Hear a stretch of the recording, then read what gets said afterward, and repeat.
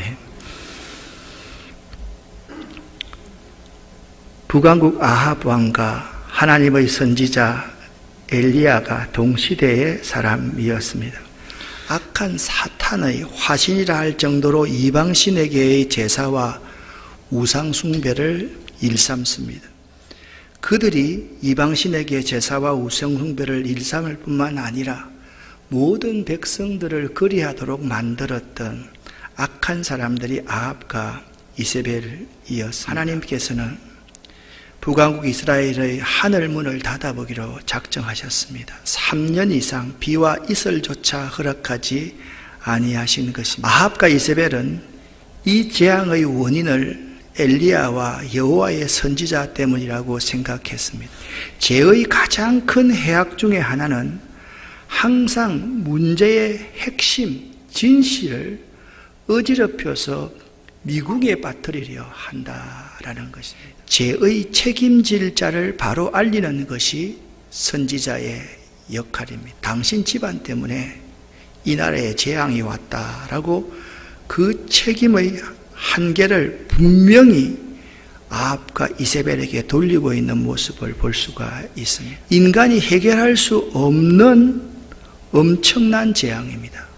이런 재앙을 하나님의 심판이다라고 그렇게 말합니다. 하나님은요, 모든 문제를 해결하실 수 있는 능력의 주님이십니다. 그 시대를 살았던 선지자 엘리야는 하나님께서 그 문제를 해결하실 것을 믿었습니다. 우리들의 삶에 하나님이 계셔야 문제가 해결됩니다. 그리고 하나님이 우리들의 문제를 해결하실 수 있는 분임을 믿는 믿음의 사람이 있어야 그로 말미암아 문제가 해결되는 것입니다. 모든 문제의 실타래 같이 풀어지는 실마리는 갈멜산 대결에서 있었습니다. 갈멜산에서 850대 1의 대결은 바알이 하나님인지 여호와가 하나님인지의 전쟁이었습니다. 엘리야는요, 믿음의 유상 아브라함을 부르고 그 아브라함의 하나님을 부르고 조용히 경외하심이 가득한 태도로 하나님께 기도합니다. 엘리야는 곤경에 처했을 때 하나님께 물을 기회를 얻었습니다. 엘리야는 자신이 할 수 있는 일이 없음을 알았고 하나님의 일하시는 시간을 기대하였습니다. 사랑하는 여러분, 바른 기도는요, 내 뜻과 원함이 이루어지도록 끈질기게 요청하는 것이 아닙니다. 아버지의 뜻이 이루어지기를 요청하는 것이 바른 기도입니다. 하나님의 말씀을 통하여 하나님의 뜻을 알고 그것을 위해 요청하는 것이 바른 기도입니다. 엘리야는 그런 기도를 했습니다. 지금 갈멜산 꼭대기에 선 엘리야에게 개인적인 뜻과 개인적인 야망과 개인적인 원함은 더 이상 없었습니다. 우리에게 큰 문제가 있다면 단지 염려하고 걱정하면서 그 문제 해결하기를 위해서 바쁘게 움직이기만 하는 사람이 되어서는 결코 안 됩니다. 내가 하나님의 뜻이 무엇인지 하나님의 뜻을 구해야만 합니다. 하나님의 뜻을 쫓아가는 사람인가를 점검해 보아야 될 필요가 있다라는 것입니다. 그럴 때 하나님께서는 우리의 기도를 필요로 하신다라는 겁니다. 꼬여있는 문제를 풀고 그 문제를 해결하는 믿음의 사람이 있었습니다. 그 믿음의 사람이 아합과 이세벨 시대 엘리야였습니다. 갈멜산에서 850대 1의 영적 대결에서 승리한 엘리야는 하나님께서 하신 말씀, 내가 이 지면에 비를 내리리라는 말씀을 들었습니다. 그리고 그 말씀이 이루어진다는 사실을 엘리야는 믿었습니다. 그리고 응답에 대한 확신으로 엘리야는 41절에서 45절에 이렇게 선포하고 있습니다.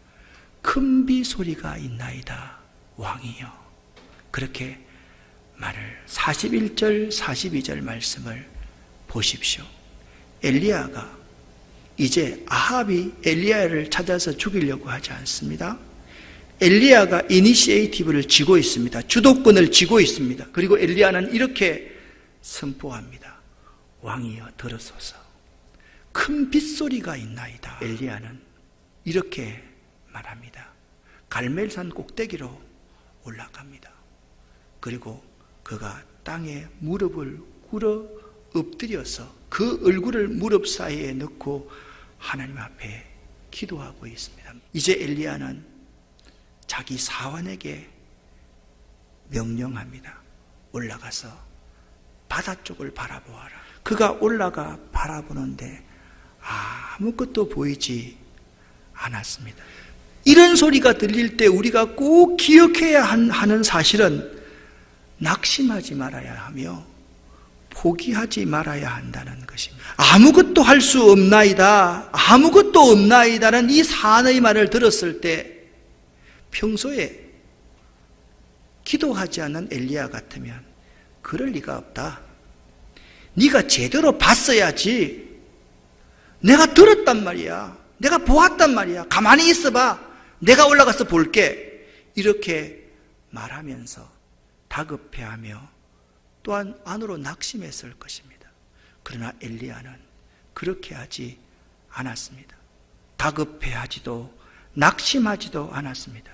엘리야는 다만 그 사안에게 이렇게 명령합니다. 7번까지라도 다시 가라. 엘리야는 확신을 갖고 이렇게 선포합니다. 우리가 문제들에 직면할 때 꼭 기억해야 되는 또 하나의 사실이 있습니다. 하나님의 뜻은요, 하나님의 시간에 이루어진다는 것입니다. 7번째 이르러서 그 사안이 돌아와서 말을 하는 것입니다. 저 바다에서 손바닥만한 구름이 일어나나이다 라고 말했습니다. 문제를 해결하려는 믿음의 사람은요, 아주 작은 시그널이라도 예민하게 감지합니다. 그것이 사람의 손만한 작은 구름이었지만 엘리야에게는 분명한 응답이었던 것입니다. 사랑하는 여러분, 올 한 해도 우리에게 쉽지 않는 한 해가 될 것입니다. 여러분, 이 눈에 분명한 것이 보이지 않습니까? 아무것도 보이지 않습니까? 7번까지 다시 올라가시기를 예수 이름으로 간절히 축원합니다. 조금 후에 구름과 바람이 일어나서 하늘이 캄캄해지며 큰 비가 내리는지라. 할렐루야. 하나님은요, 항상 우리들을 통해서 일하시기를 원하십니다. 믿으십니까? 이러한 엘리야의 모습을 야고보서 5장 16절부터 18절은 이렇게 말씀하고 있습니다. 엘리야는 우리와 성정이 같은 사람이로되 그가 비가 오지 않기를 간절히 기도한 적 3년 6개월 동안 땅에 비가 오지 아니하고 다시 엘리야가 기도하니 하늘이 비를 주고 땅이 열매를 맺었느니라. 오늘 우리들도 엘리야와는 다르지 않는 사람입니다. 우리들은 약한 사람 아닙니까? 우리는 어리석은 사람 아닙니까? 우리는 연약한 사람 아닙니까? 욕심 많고 의심도 많고 자존심도 강하고 고집 센 사람들이 우리들 아닙니까? 그런 우리들이 이 엄청난 문제들을 해결할 수 있다, 그렇게 말씀하고 계십니다. 믿으십니까? 저는 오늘 본문에서 갑자기 등장한 한 사람, 엘리야의 그 종, 엘리야의 그 사안에 눈이 번쩍 갔습니다. 놀랍고 신기하고 감사한 것은 그동안 아무런 존재감이 없었던 엘리야의 사환, 그가 우리와 성정이 같은 사람일 수 있다라는 것입니다. 엘리야도 우리와 성정이 같은 사람일 수도 있고, 그렇게 의심 많아서 보이지 않습니다, 아무것도 보이지 않습니다, 7번까지 올라가라고 했을 때 묵묵히 7번까지 올라갔던 그가 우리와 성정이 같은 사람일 수 있다라는 거예요. 우리는 엘리야가 되기를 원합니다. 엘리야만 되기를 원합니다. 그러나 우리가 그 사왕 같은 존재가 된다 할지라도 그것은 정말 감사한 일이 아닐 수가 없는 것입니다. 명심할 것은 엘리야도 종도 하나님의 종일 뿐입니다. 지금도 하나님께서는 내가 은혜를 이 땅에 내리리라 라고 말씀하십니다. 믿으십니까?